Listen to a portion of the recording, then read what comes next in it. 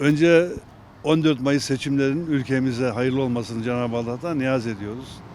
Elbette ki bu seçimler, her seçim önemlidir ama bu seçimler her seçimden daha önemli bir seçim haline gelmiştir.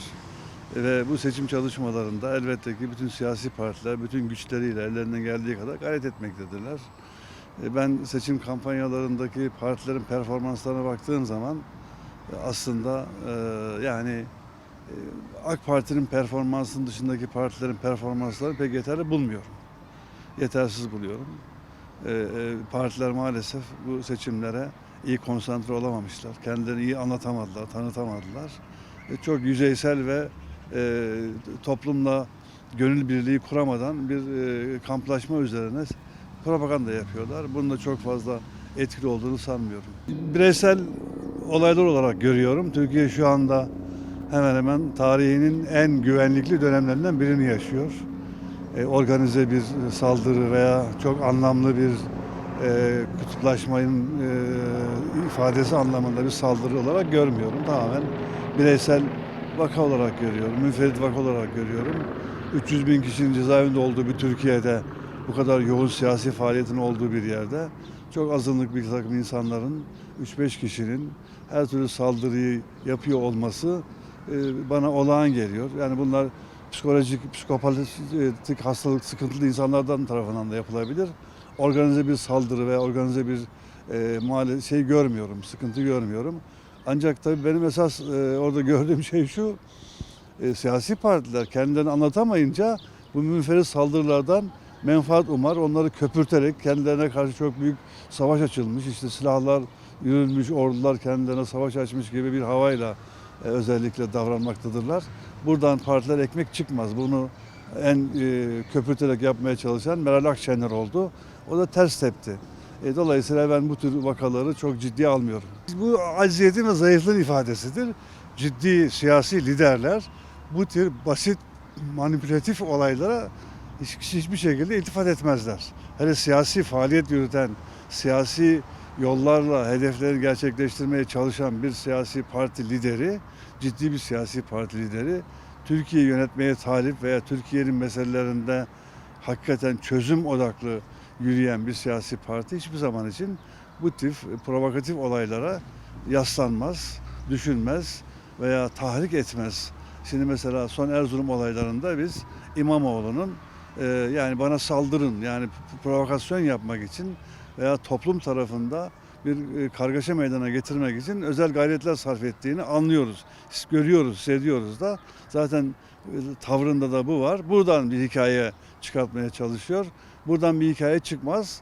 Tam tersine siyasi anlamda güven problemi yaşar. Güven anlamında kredisi eksilir toplum nezdinde, itibarı eksilir. Bunlar yanlış şeylerdir. Zaten siyasi partiler saldırı organize de olsa buna karşı sağduyulu, aklı selim hareket etmek mecburiyetinde. Yani hiçbir siyasi parti bana saldırı yapıldı, bana silahla saldırıldı diye silahlanıp saldırıya geçecek hali yok. O sivil organizasyon karakterini ve tarzını korumak zorunda. Korumazsa kendi kaybeder zaten. Ve dolayısıyla Türkiye'de siyasete yapılan her türlü saldırılar, bakın yanlış anlamayın, her türlü saldırılar. Mesela 28 Şubat sonunda yapanları tasfiye etmiştir. Yani legal silahlı güçlerin bile geçmişte veya hatta bir takım organize güçlerin bile siyasete karşı uyguladıkları tüm baskılar 1950'den bu tarafa darbeler dahil hep ters tepmiştir. Bakın milletime sesleniyorum, siyasilere sesleniyorum. Bu memlekette kaç tane darbe olmuş? Darbeyle, silah gücüyle tasfiye edilen siyasi düşünceler ne olmuş? Gelmiş tekrar iktidar olmuş. Yani 1960'ta 27 Mayıs ihtilalini kim yaptı? Silahlı kuvvetler yaptı. Bırakın dışarıdaki sivil bir takım organizasyonların yaptığı silahlı saldırı, provokatörlerin silahlı saldırısını. Ve dolayısıyla ne oldu 60'tan sonra? Cumhuriyet Halk Partisi iktidara mı gelebildi? Hayır. Yine Demokrat Parti'nin devam partiler geldi. 80'de yine oldu. Ne oldu? 80'de Adalet Partisi, Milliyetçi Cephe'ye karşı bir darbe yapıldı. Ne oldu? Özal geldi. 28 Şubat'ta Erbakan'a karşı 28 Şubat yapıldı. Ne oldu? AK Parti geldi.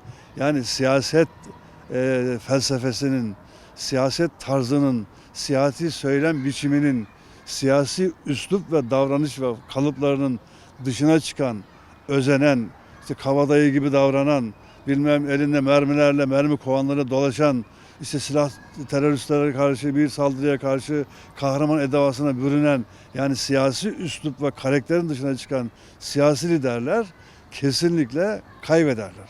Toplum bunlara kesinlikle prim vermez. Tüm toplum bunun bilincindedir. Siyasetçilere tavsiyem, siyasi kimliğinizi, karakterinizi, söyleminizi, üslubunuzu kesinlikle muhafaza edin. Size ait gerçekten toplumun güvenebileceği sivil, siyasi bir lider karakteriniz ve kişiliğiniz olsun. Son olarak seçimler hayırlı olsun. İnşallah inanıyoruz ki Sayın Cumhurbaşkanımız Tayyip Erdoğan yeniden kazanacaktır. Tüm 7 düvelin siyaseten Türkiye'ye karşı saldırıya geçtiği bir dönemde ben Türkiye'deki milli manevi değerleri önceleyen kişilerin, organizasyonların, partilerin, STK'ların gerçekten bu anlamda dış güçlerin uyandığı ve hakikaten şuurlandığı kanaatindeyim. Ve inşallah 14 Mayıs'ta hakikaten milletimiz yeni bir şahlanışı, yeni bir zaferi daha gerçekleştirecektir. En çok sevindiğim taraflardan birisi de artık özellikle Doğu ve Güneydoğu Anadolu bölgesinde Hüdapar'ımızın da mecliste temsil ediliyor olması, oradaki milli ve manevi değer kökleri sağlam o toplumun gerçek temsilcilerin meclise girecek olması da benim en çok bu seçimlerde sevindiğim hususlardan birisidir. Hayırlı olsun diyorum.